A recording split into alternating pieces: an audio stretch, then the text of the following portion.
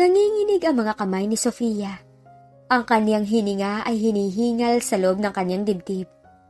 Nakatago siya sa likod ng isang malaking halaman sa labi ng hotel. Ang kanyang mga mata ay nakatutok sa elevator. Ang puso niya kumakabog. Parang tambol na nagpapahiwatig ng papalapit na trahedya. Hindi ito totoo. Bulong niya sa sarili, ang kanyang boses ay nanginginig. Hindi. May iba silang dahilan. May business meeting lang siguro si Mama at kasama niya si Marco bilang driver. Oo, driver lang. Isang ding ang pumutol sa katahimikan. Bumukas ang pinto ng elevator.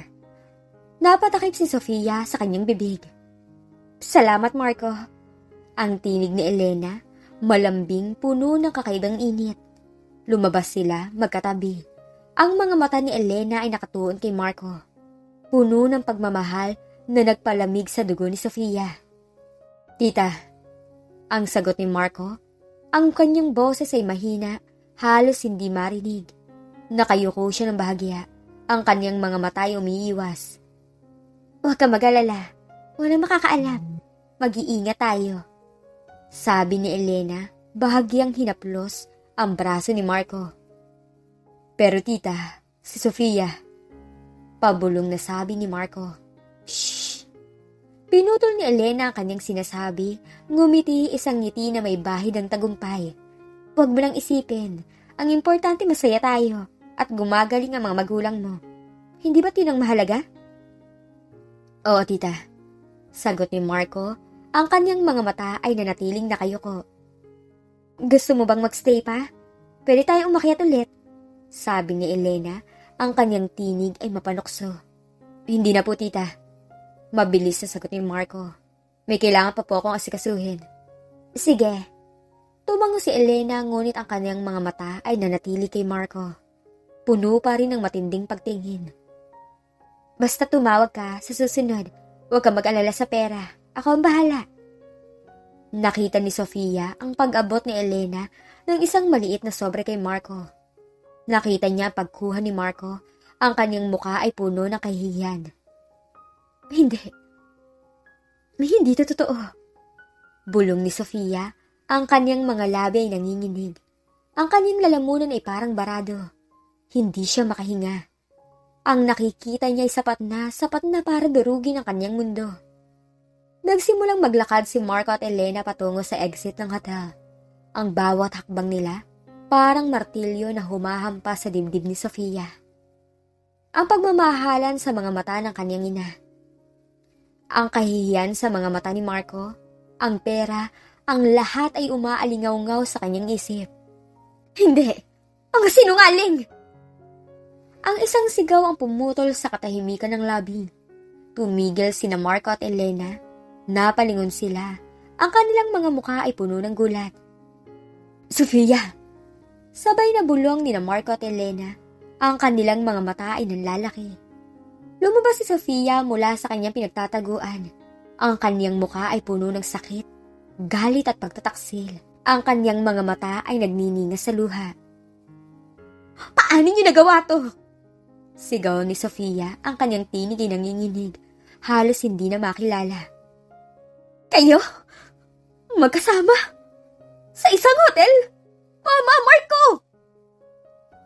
Sofia, hindi tang iniisip mo. Mabilis na sabi ni Elena, ang kanyang mukha ay namutla. May business meeting lang kami. Si Marco, tinulungan lang niya ako magdala ng mga dokumento. Dokumento? Tumawa si Sofia. Isang tawang puno ng pait. Dokumento? Ang init ng tingin niyo sa isa't isa? Ang paghawak niyo sa braso? Ang lihim na sobre? Ito bang tinatawag niyong dokumento? Sofia, pakinggan mo ko. Lumapit si Marco, ang kanyang mukha ay puno ng pagsisisi. May paliwanag ako. Paliwanag?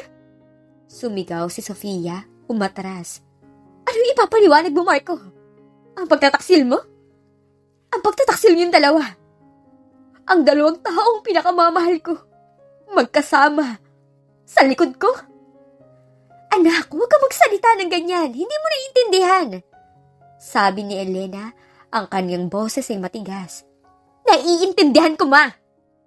Sigaw ni Sofia. Ang kanyang mga luha ay umaagos na sa kanyang pisngi.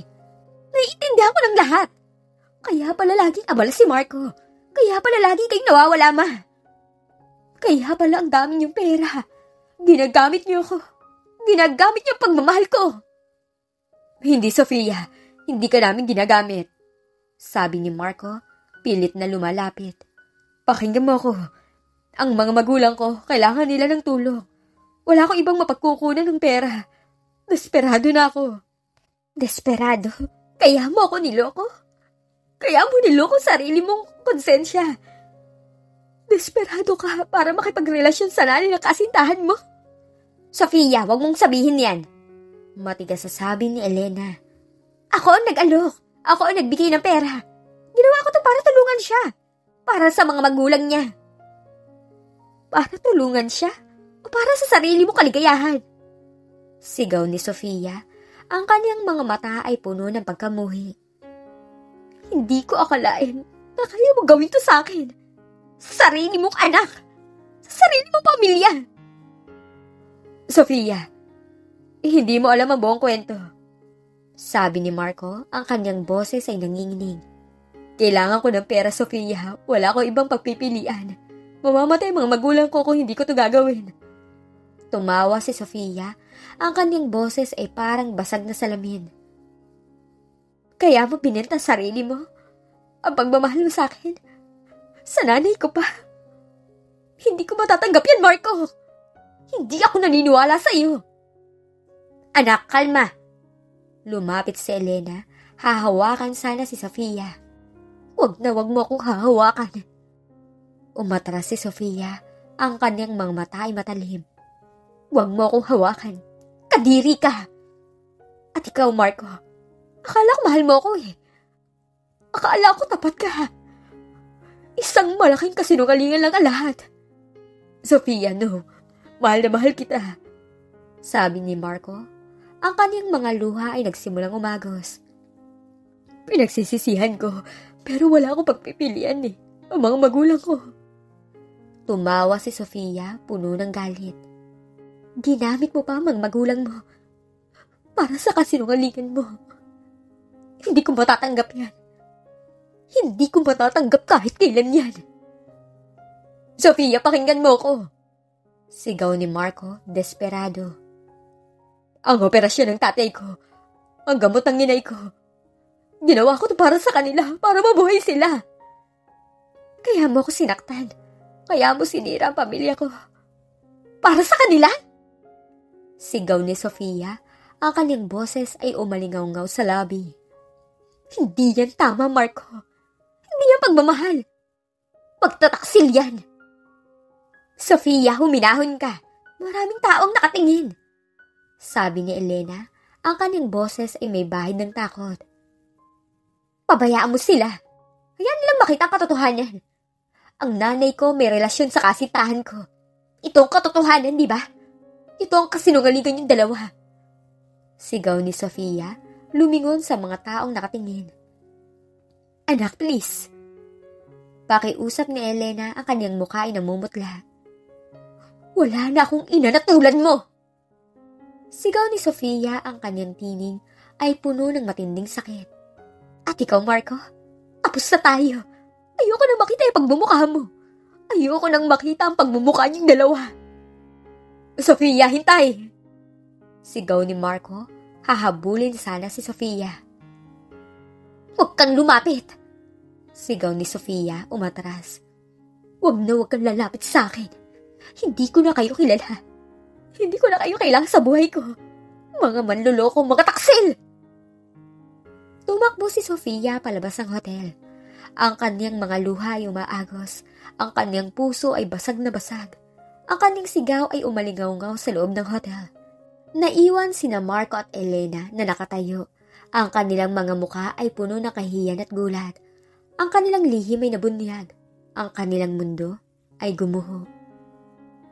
Isang malakas na kalabog ang umalingaw-ngaw sa tahimik na bahay. Lumabas si Sofia mula sa kanyang silid. Ang kanyang mga mata ay namamaga, ang kanyang mukha ay puno pa rin ng sakit.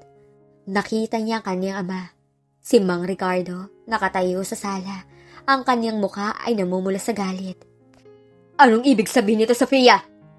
Matigas ang boses ni Mang Ricardo. Ang kanyang mga kamay ay nakakuyom. Ang mga sinasabi mo, totoo ba?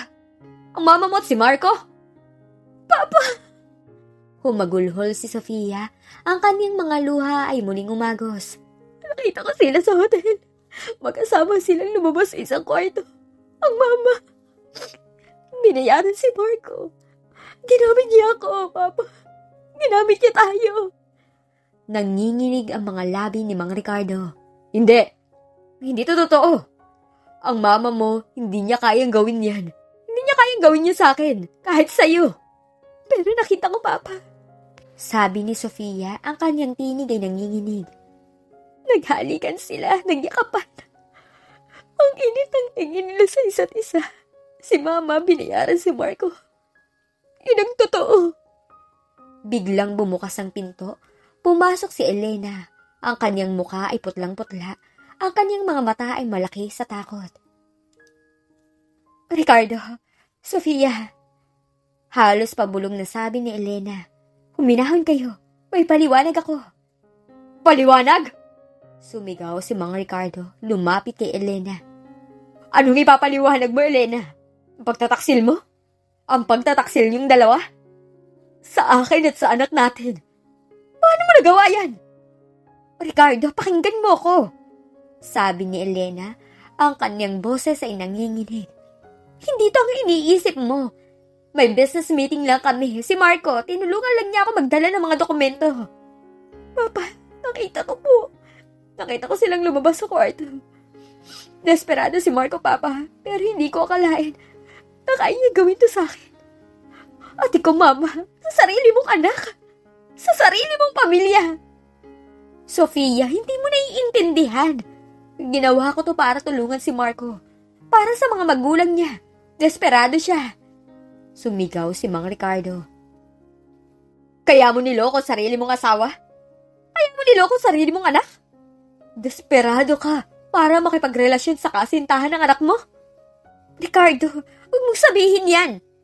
Matigas na sabi ni Elena. Ako ang nag-alok, oo. Ako ang nagbigay ng pera. Ginawa ko to para tulungan siya, para sa mga magulang niya. Hindi ko siya ginamit. Hindi mo siya ginamit? O ginamit mo ang sitwasyon niya para sa sarili mong kaligayahan, Elena? Sigaw ni Mang Ricardo. Ang kanyang boses ay umalingaw-ngaw sa buong bahay. Hindi ko akalain na kaya mong gawin to sa akin. Sa sarili mong pamilya. Papa, huwag na kayo mag-away. Tama na po, sapat na itong nararamdaman kong sakit. Pakiusap ni Sofia, ang kanyang boses ay nanginginig. Hindi! Hindi sapat! Sigaw ni Mang Ricardo. Kailangan kong malaman ang katotohanan. Elena, bakit? Bakit mo nagawa to? Ricardo, mahal kita. Sabi ni Elena, lumapit kay Mang Ricardo. Hahawakan sana ang kanyang kamay. Huwag mo akong hawakan. Umatras si Mang Ricardo. Ang mga kamay mong yan, ang mga kamay mong nagtaksil sa akin, sa pamilya natin. Wala na akong asawa na tulad mo, Elena. Wala na akong asawa na kayang gawin ng ganyan kasinungalingan. Ricardo, please, huwag ka magsalita ng ganyan. Nagkamali ako pero nagawa ko to dahil mahal ko ang pamilya natin. Ayoko mawala ang lahat. Pakiusap ni Elena, ang kaniyang mga mata ay puno ng luha. Tumawa si Mang Ricardo, isang tawang puno ng galit. Kaya mo dinurog ang pamilya natin? Kaya mo sinira ang tiwala? Hindi ka nag-iisip, Elena! Hindi ka nag-iisip! Pero Ricardo, ang negosyo. Pilit na sabi ni Elena. Marami akong pinagdaanan. Naisip ko na kailangan ko gawin to para sa atin. Para sa kinabukasan natin. Ano kinabukasan, Elena? Sigaw ni Mang Ricardo. Ang kinabukasan na binuo mo sa kasinungalingan? Sa pagtataksil. Hindi ko kailangan na ganyang kinabukasan. Hindi ko kailangan na ganyang pera. Mama, Papa, huminahon na po kayo.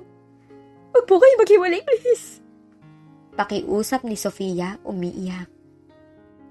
Anak, wala na tayong magagawa pa. Sabi ni Mang Ricardo, ang kanyang boses ay puno ng pighati. Paano ko makakasama ang isang babaeng nagtaksil sa akin? Sa isang babaeng kayang makipagrelasyon sa kasintahan ng sarili niyang anak. Hindi ko matatanggap yan, Sofia. Ricardo, huwag kang magsalita ng ganyan. Nagkamali ako, alam ko, pero pwede ba natin ayusin to? Pwede pa tayong bumalik sa dati. Sabi ni Elena, ang kanyang boses halos hindi na marinig. Bumalik sa dati? Tumawa si Mang Ricardo, puno ng pait. Paano? Paano ako magtitiwala sa'yo ulit? Paano ko titingin sa'yo nang walang pagdududa? Paano ako makakatulog sa tabi mo nang hindi iniisip ang ginawa mo? Papa, Mama, please. Pakiusap po. Lumuhod sa harap nila si Sofia. Para sa akin.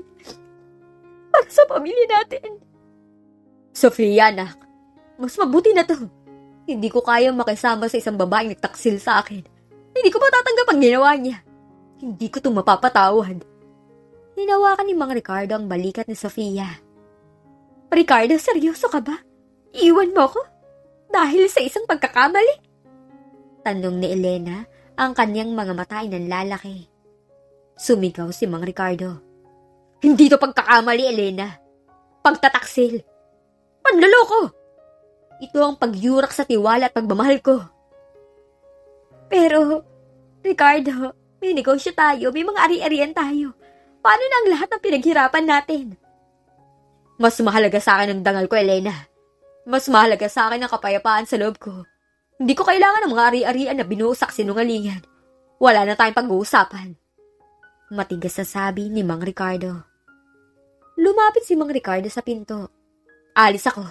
Hindi na ako makakasama sa bahay na to. Hindi na ako makakasama sa iyo, Elena. Papa, saan po kayo pupunta? Sigaw ni Sofia. Sa bahay ng tita mo. Kailangan ko lumayo. Kailangan ko lumayo sa lahat ng to. Sagot ni Mang Ricardo. Ang kanyang boses, puno ng sakit. Ricardo, huwag kang umalis. Huwag mo akong iwan. Haharapin natin ito na magkasama. Pakiusap ni Elena, ang kanyang mga luha ay umaagos. Wala nang tayo, Elena. Tapos na ang lahat, ang pamilya natin gumuho na dahil sa'yo. Matigas na sabi ni Mang Ricardo. Lumabas si Mang Ricardo ng bahay. Ang kanyang mga yapak ay mabigat. Dala ang bigat ng kanyang sakit. Naiwan sina Elena at Sofia. Ang kanilang mga mukha ay puno ng luha at pighati. Mama, bulong ni Sofia. Ang kanyang tinig ay nanginginig. Paano mo nagawa to? Paano mo sinira ang pamilya natin? Paano mo sinaktan si Papa? At ako? Anak, patawarin mo ako. Sabi ni Elena, lumuhod sa harap ni Sofia. Patawarin mo ko. Hindi ko sinasadya. Desperado lang ako. Tumawa si Sofia, isang tawang puno ng pait. Kaya mo ako sinaktan? Kaya mo sinira ang pamilya natin? Hindi ko alam kung paano ka titingnan, Mama eh. Bakit? Hindi ko alam kung paano ako magtitiwala sa'yo ulit, Mama. Sophia, please. Pakiusap ni Elena. Hahawakan sana si Sofia. Huwag mo akong hawakan. Umatras si Sofia. Hindi ko kailangan ng paliwanag mo. Ang kailangan kong pamilya ko. Ang kailangan kong tiwala ko. Pero sinira mo lahat. Pareho kayo ni Marco. Mga manluloko, mga taksil. Tumakbo si Sofia pabalik sa kanyang silid. Ang kanyang mga luha ay umaagos. Ang bahay ay biglang naging tahimik. Ang katahimikan ay puno ng tunog ng basag na pamilya. Naiwan si Elena na nakaluhod sa sala. Ang kanyang mga kamay, nakatakip sa kanyang mukha, umiiyak. Ang kanyang mundo ay gumuho. Ang kanyang pamilya ay nagkawatak-watak dahil sa kanyang desisyon.